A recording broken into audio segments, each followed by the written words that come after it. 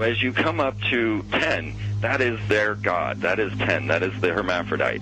But if you stop at 9 and you skip to 11, skipping God, then you are a Luciferian. Because 11 is the number of the magician. It's the one step above. Once you have accomplished the tree of life, you are now the magician. You are one above 10. But they're doing it by skipping God. That's the symbolism of 9/11.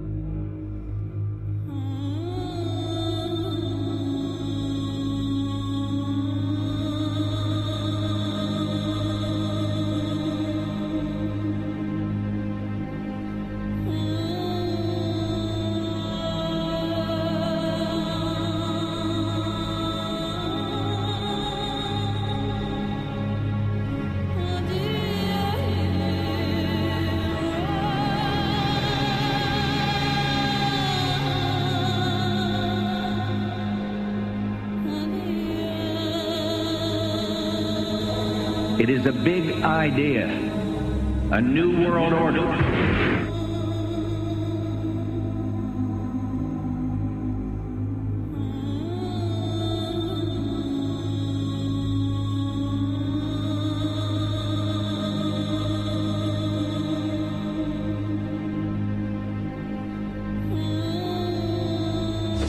were on assignment. We were supposed to kill two birds with one stone.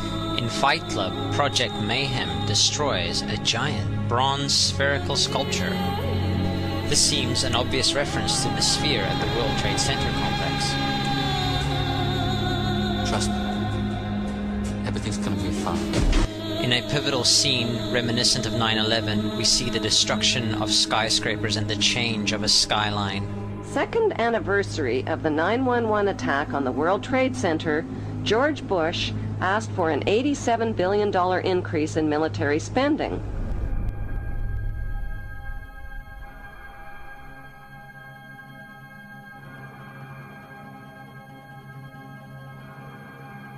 In 1904, Crowley would receive the Book of the Law soon after meditating in the King's Chamber of the Great Pyramid. He claimed he had been contacted by a being called Aiwass. Crowley would also use this symbol in his work. Some of its meanings are said to include a reference to the number 77 in Hebrew and a connection to the god Pan. Crowley made this drawing of a non-human intelligence he saw during a ritual. Synchronous 23 has made the connection between Aiwass and the Wizard of Oz, and has further pointed out the similarities between Crowley's grey alien-like drawing and the depiction of the projection of the Wizard of Oz in the film version. The much overlooked theory has been put forward on the internet that when we are looking at George W. Bush, we are actually seeing Aleister Crowley's grandson. I have suggested that this video footage of George W. Bush reading The Pet Goat, coinciding with the start of the 9/11 mega ritual, is in fact a dedication of the 9/11 mega ritual to the great god Pan by Aleister Crowley's grandson.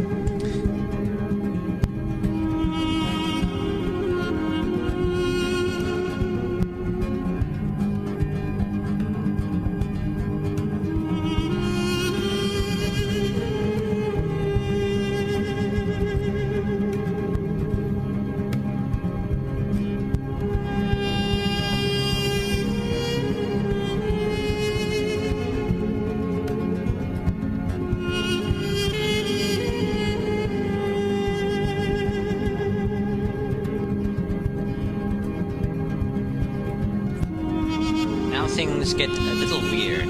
This is the 1978 version of The Wizard of Oz, The Wiz. Again, we see the Emerald City connected to New York. On arriving at the end of the Yellow Brick Road, Dorothy and her companions go through the circular portal. Through the door, we see 3 pyramids. Behind the pyramid shape, in between the pyramid pillars of the World Trade Center, we see the sphere, the representation of the Kaaba.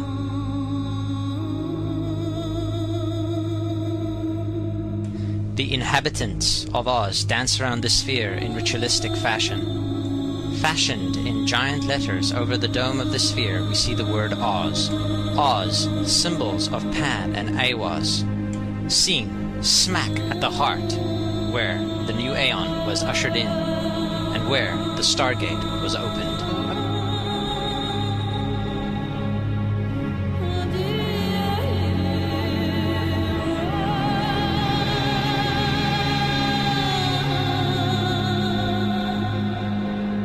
Between the Twin Towers is called the spherical caryatid. It was made by artist Fritz Koenig and was nicknamed the Sphere.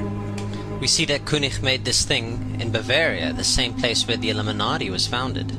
The most interesting fact about the placement of the Sphere at the World Trade Center Plaza has to be that architect and designer of the World Trade Center, Minoru Yamasaki, intended the plaza itself to be a representation of the Grand Mosque of Mecca, the Sphere in particular taking the place of the Kaaba.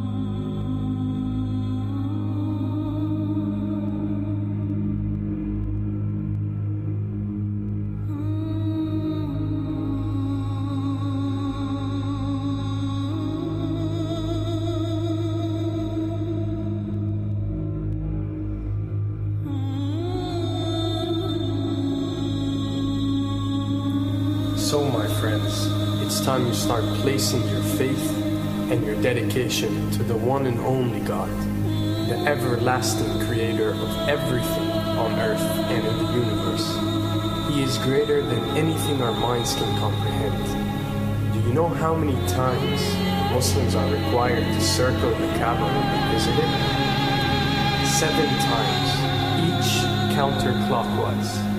Would you like to know why? You see, what binds us as humans to this life and to this dimension and to this earth is the limits of time and space. We are bound to this dimension and this reality through time and space.